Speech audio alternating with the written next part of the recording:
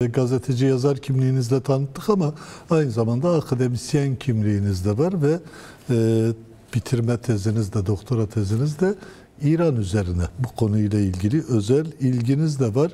Biz bugünkü gelişmelerden başlayalım. Özellikle son 2 gündür İran, İsrail'i etkili bir biçimde vuruyor. Sivil noktalar da var aralarında ama aslında bir şekliyle İsrail'in demir kubbeleri nedeniyle pek fazla beklenmeyen gelişmelerdi bunlar. İran'ın kolu kanadı kırılmış, vuramaz deniyordu.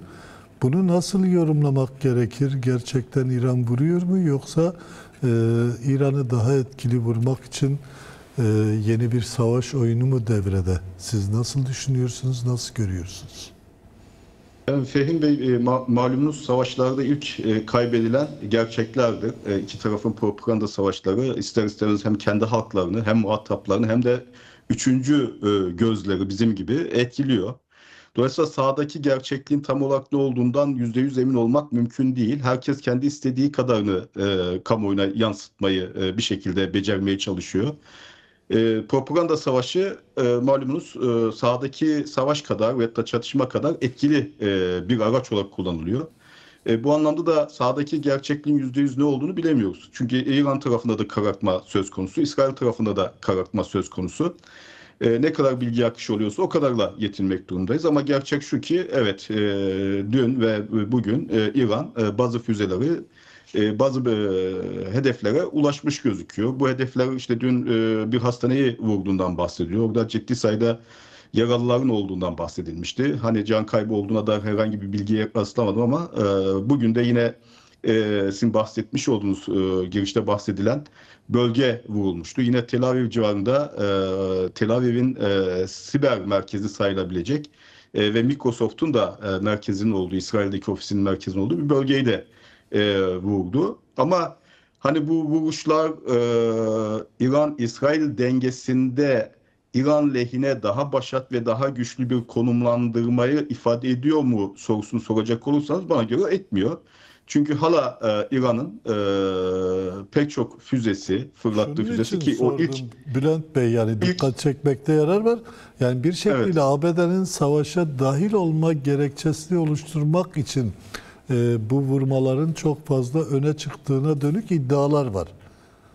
Yani Yani şöyle bir şey, İsrail tarafının propagandası Amerika'ya dediğiniz gibi bu olayın içine çekmekten yana. Ama İran'ın da stratejisi öyle anlıyorum ki geçmişte de bunu yapıyordu. Evet, belirli bir hani kendi tabiri caizse izzetini, face saving diyorlar, saygınlığını korumak için belirli bir müdahale yapıyor ama Amerika Birleşik Devletleri'ni doğrudan çatışmanın içerisine çekecek, provokatif diyebileceğiniz veyahut da daha büyük böyle sivil can kaybına yol açabilecek bir eylemlilikten de uzak durmaya çalışıyor idiler. Yani bunun bu soğukkanlılıkla sürdürülemeyeceğini bilmiyorum ama İsrail'in dediğiniz gibi işine gelir. Bu sivil bölgelerin vurulduğuna dair algının güçlenmesi. Amerika zaten hani olayın içinde, dışında değil. Bütün evet. Batı dünyasıyla birlikte. İçinde olmaklığını şöyle belki sınıflandırmak mümkün ya da kategorize etmek mümkün. İsrail'in savunmasında varlar ama saldırısında, taarruzunda fiili olarak yoklar. Tabii ki demin haber klibinde ifade edildiği gibi her türlü silah, teçhizat, bilgi, teknoloji, istihbarat paylaşımında bulunuyor Amerika Birleşik Devletleri ve unsurları. Ama hani doğrudan İsrail'in yaptığı gibi İran hava sahasını kullanarak veyahut da İran'ı hedef alan bir saldırganlık içerisinde Peki yer almıyor. onu konuşalım. O önemli, birden geçiştirmeyelim ama ondan önce isterseniz İran'ın diplomatik çabalarını siz de yakından takip ediyorsunuz. İran Dışişleri Bakanı önce Cenevre'ye, ardından İstanbul'a gelecek. İsviçre ve Türkiye'de temaslarda bulunacak. Bu temaslardan bir sonuç beklemek mümkün mü? Şimdi tabii Cenevre'deki inisiyatif İran'ın başlattığı bir inisiyatif değil. E3 dedikleri, yani Avrupa 3 diye tanımlayabileceğimiz İngiltere, Fransa ve Almanya'nın inisiyatif almasıyla başlayan bir süreç. Tabii ki eğer ki İsrail'in hedefi burada rejim değişikliği değil de sadece nükleer kapasitenin ve nükleer programın sona erdirilmesi ise, ki Amerika Birleşik Devletleri de onu sıklıkla dile getiriyor. Bu girişim İran'ın başlattığı bir girişim değil, tam tersine Avrupa Birliği'nin bir ara formül olarak işte sivil can kayıplarını karşılıklı olarak engellemeye yönelik, savaşın daha da genişlemesini engellemeye yönelik başlatmış olduğu bir girişim gibi gözüküyor. Ama İran'ın diplomatik girişimleri var. Gerek İslam Konferansı Örgütü çerçevesinde, gerekse Birleşmiş Milletler Güvenlik Konseyi'ni acil toplantıya çağırma girişimlerle. Tabii bundan sonuç alması çok kolay değil. Çünkü bir saldırı altında hissediyor İran rejimi kendisini ve bu saldırının gayrimeşru, haksız bir saldırı olduğunu savunuyor. Bu konuda yerel haklılık zeminde yok değil. Yani şöyle düşünmek gerekirse işte İsrail ne reddettiği ne kabul ettiği bir nükleer kapasiteye sahipken NPT dediğimiz nükleer silahların yayılmasını engelleme anlaşmasına taraf değilken İran Avrupa Uluslararası Atom Enerjisi Kurumu'nun gözetiminde nükleer silahların yayılmasını engelleme anlaşmasına taraf ve o zaman zaman denetlenen ve bu konudaki uluslararası gözetime açık bir izlenim veriyor.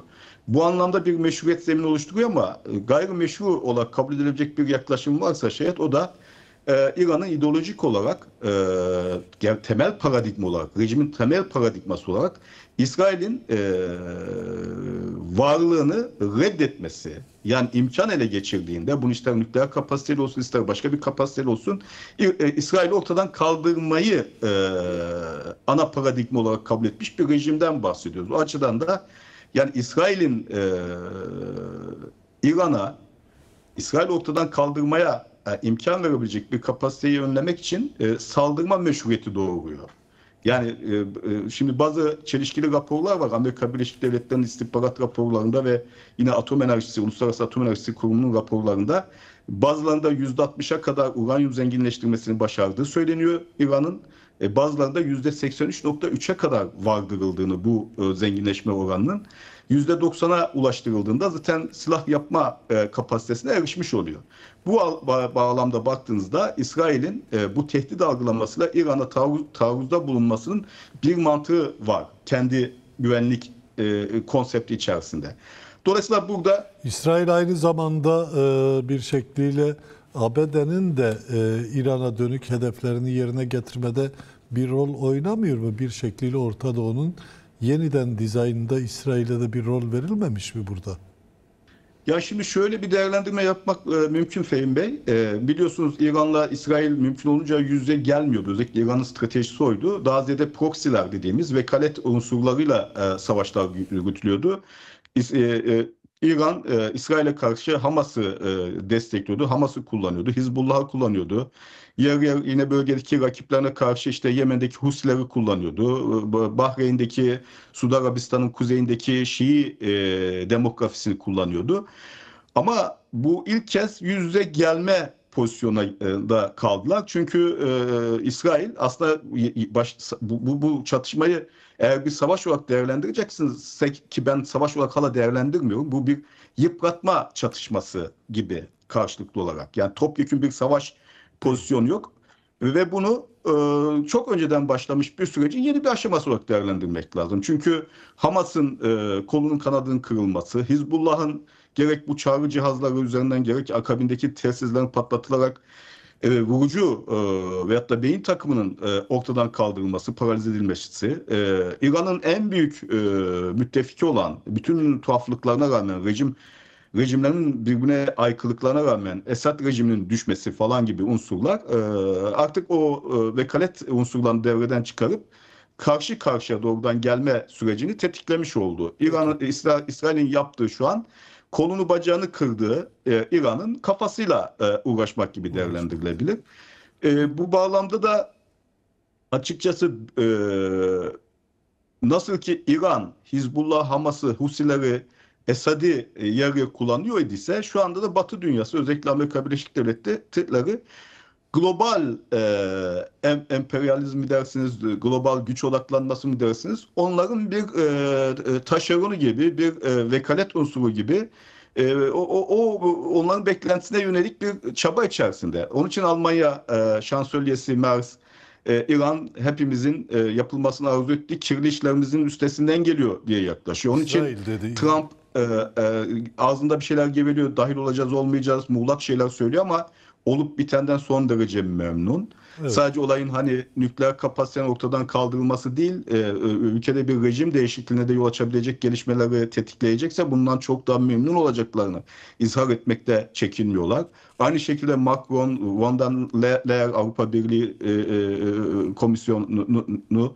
komiseri, efendime söyleyeyim, İngiltere Başbakanı benzer açıklamalar yapıyor. Dolayısıyla burada topyekün bir İsrail'in yaptığına destek veren bir Batı dünyası söz konusu ve bu kirli işi, pis işi kendileri adına gerçekleştirmesinden de İsrail'in memnunlar. Memnunlar. Ha, bunun bölgesel dizayna varacak noktalara gidebileceğini şu an Bölgesel söylemek detayları mümkün değil ama konuşalım ama Batı'dan söz etmişken ABD'nin tutumunu da konuşalım.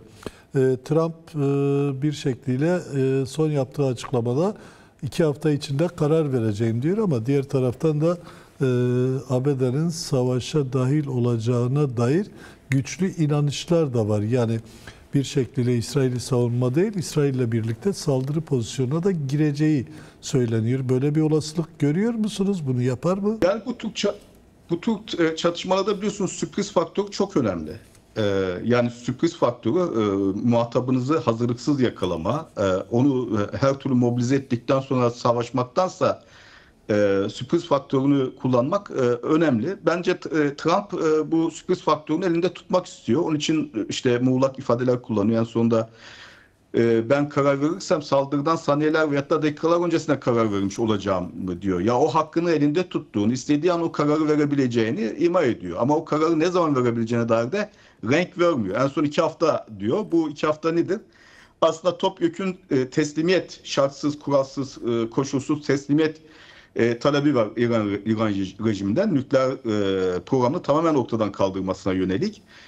Bunun olmasını bekliyor herhalde. Bu işte demokrasinin kılıcı gibi İsrail'in kıyıcı gücünü İran üzerinde sallandırarak bir nevi masada arzu ettiği sonucu elde etmeye çalışıyor şu an. ABD'nin Bir de doğrudan dahil olması, pardon, ABD'nin savaşa doğrudan dahil olması nasıl bir etki yaratır? Sonucu... Şimdi Fehim Bey aslında dediğim gibi Amerika olaya dahil ama İsrail'in savunması boyutuyla dahil, taarruz boyutuyla Yok, dışında. ben saldırı boyutunda diyorum. Özellikle İsrail'le yan yana İran'ı bombalama, direkt bombalama boyutu. Saldırı boyutu da aslında şöyle bir şey. Şimdi bazı sembolik gelişmeler vardı. Onun ilgili gücün ne olduğunu, nerede durduğuna dair fikir verdiğini söyleyebiliriz. Yani birkaç gündür sürekli Situation Room'dan bahsediyor. Situation Room dediğim şey Amerika'nın özellikle savaş koşullarında istihbaratın, ordunun önemli komutanlarının ve işte milli güvenlik danışmanlarının bir araya geldiği, başkanla birlikte belirli bir savaş sürecini yönettiği durum odası diye Türkçe'ye çevrilen bir odadan bahsediyor, güvenlik odasından. Bu oda çalışıyor şu an. Ve bu odada yapılan değerlendirmeler ışığında Trump'ın harekete geçip geçmeyeceği noktasına varılacak.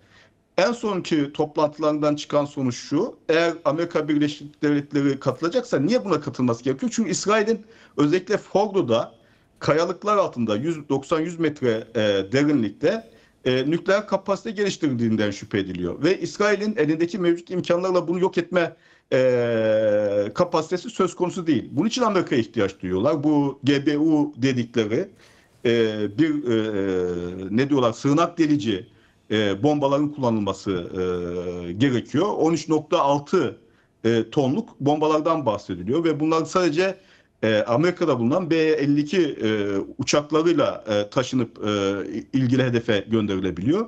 Ama bu durum odasında yapılan değerlendirmelerde şöyle bir sonuca varılmış. Durum odasındaki değerlendirmede bu GBU sığınak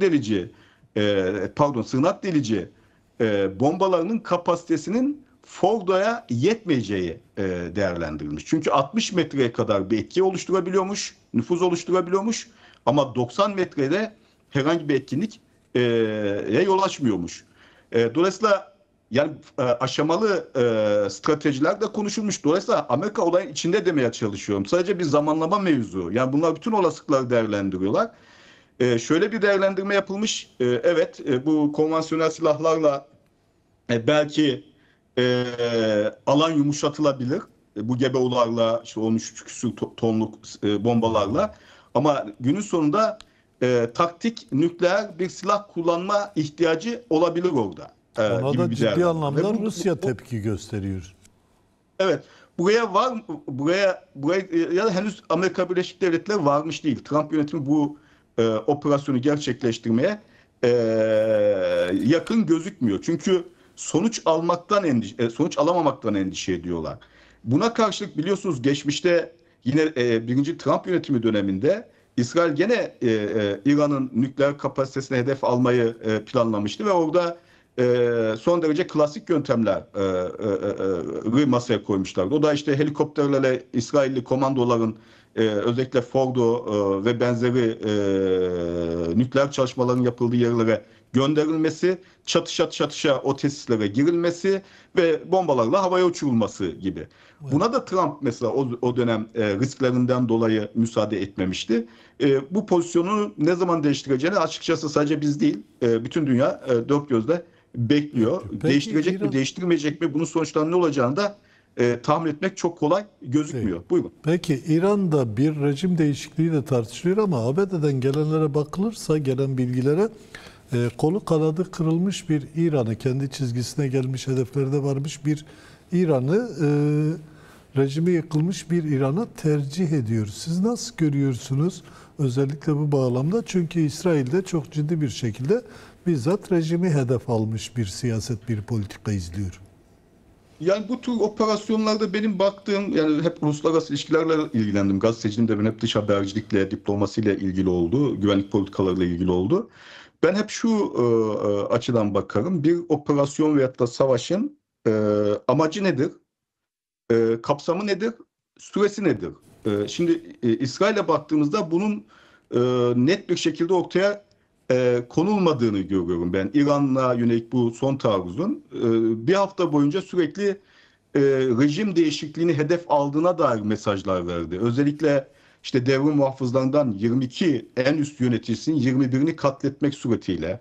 Efendim söyleyeyim işte bu doğrudan hani tamam evet nükleer kapasitesini koruma kapasitesini ortadan kaldırmayı da hedefliyor denilebilir ama bir yönüyle de rejimin en dayanıklı, en kıyıcı unsurlarını ortadan kaldırmak anlamına geliyor.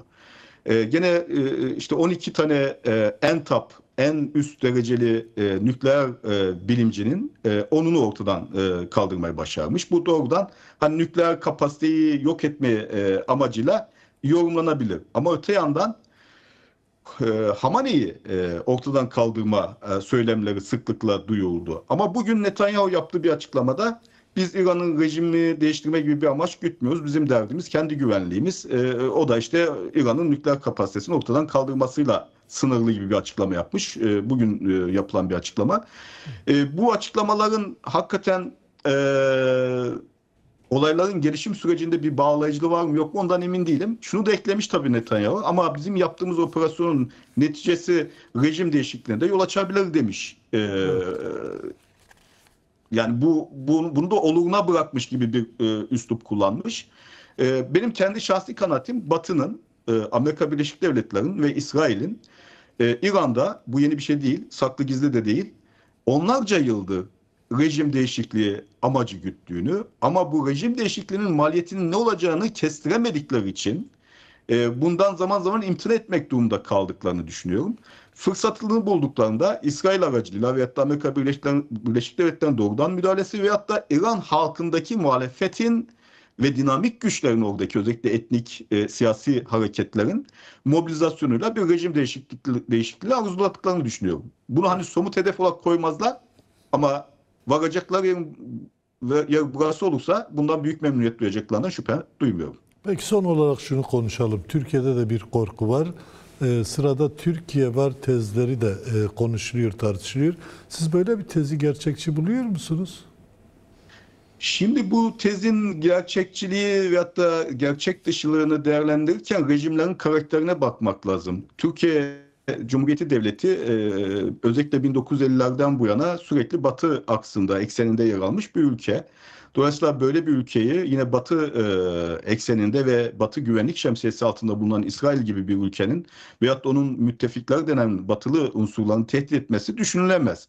Ama Türkiye özellikle 2010 yılından bu yana bambaşka bir rotaya girmiş durumda. Bu rotanın neticesinin nereye varabileceğini ben kestirebiliyorum ama ne zaman varacağını kestiremiyorum. Çünkü Recep Tayyip Erdoğan benim analizime göre biraz İran'da da fazla haşir neşir olduğum için belirli bir dönem Hümeyni'nin 1979-1983 yıllarında gerçekleştirdiği bir projenin benzerini Türkiye'de gerçekleştirmeye çalışıyor.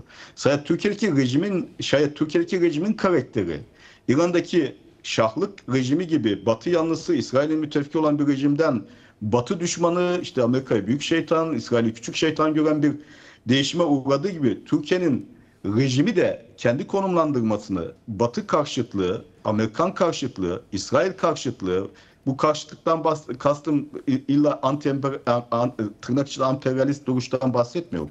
Değerler açısından da baktığınızda demokratik değerlere karşı ama işte şeriatçı, radikal İslamcı bir rejime dönüşürse bunun çünkü başka bir Türkiye'den bahsediyoruz şu an farkındaysanız. O başka Türkiye evet bu tür unsurların tehdidi altına girebilir. Ama demokratik bir seküler Türkiye'nin herhangi bir tehditten endişe duymasına gerek olduğunu düşünmüyorum. Buna karar verecek olan ana dinamiklerin uluslararası toplumda değil, Türkiye'deki dinamiklerde olduğuna kanaat getiriyor. Yani ne demek istediğimi anlaşılıyor mu bilemiyorum. Sorun bir anlamda Erdoğan iktidarıyla diyorsunuz. Erdoğan iktidarı Tabii. sadece Türkiye'nin Yani içinde değil. Erdoğan'ın nasıl bir yol alacağıyla ilgili bu. İsrail'in veyahut da Amerika'nın, Batı'nın değil. Evet.